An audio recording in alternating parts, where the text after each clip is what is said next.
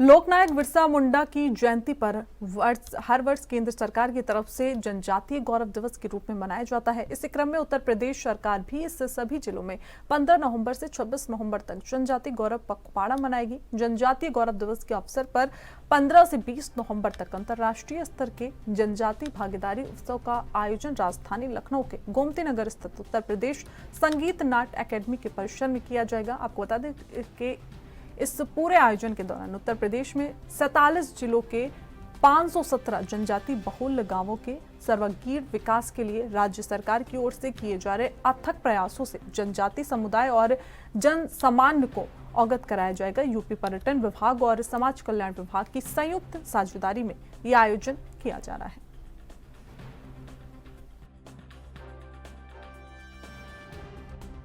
जो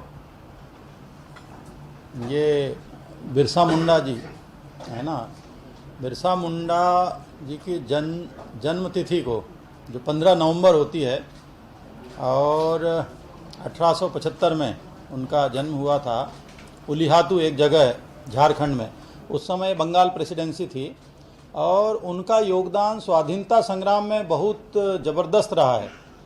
तो जो गुमनाम हमारे स्वाधीनता के नायक है, उनको हम सम्मान देने के साथ ही साथ उन्होंने जो कार्य किया देश के लिए, जिस तरीके का बलिदान दिया, उसको हम एक तरीके से युवा पीढ़ी तक इस माध्यम से पहुंचाएं ताकि वो अनजान न रहें। नहीं तो धीरे धीरे करके हमारे बहुत सारे स्वतंत्रता के नायक कहीं ना कहीं पर उनको हम भूल जाते हैं, तिरोहित हो जाते हैं उनके योगदान।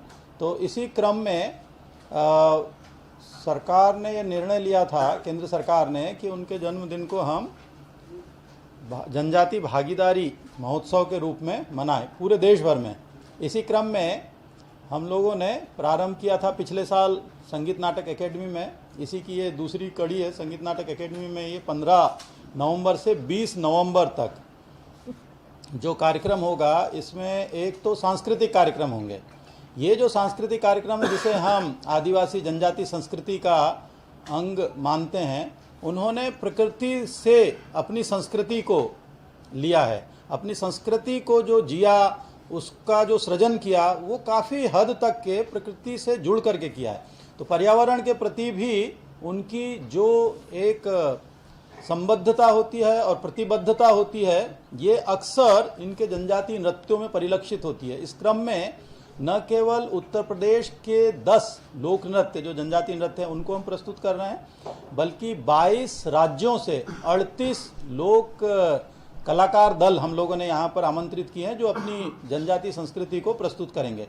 इसके अलावा आप देखेंगे कि इनके अपने परिधान होते हैं।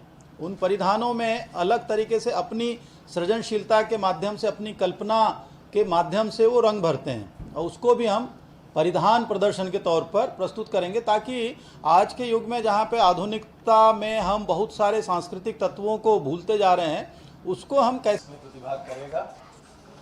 एक देश है स्लोवाकिया, चेकोस्लोवाकिया का नाम आपने सुना होगा। वो जब विघटित हुआ तो उसमें 3 देश बने, स्लोवाकिया एक देश, और दूसरा जो है वो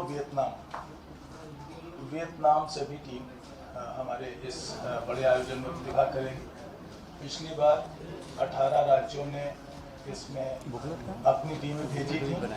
हमारे अनुरोध पर इस बार 22 राज्य जनजातीय कलाकारों को हमारे बीच में भेजेंगे। ये राइट अप आपको उपलब्ध करा दिया गया है। इसमें डिटेल से सारी चीजें दी गई हैं। कितने जिले हैं? इसके साथ ही साथ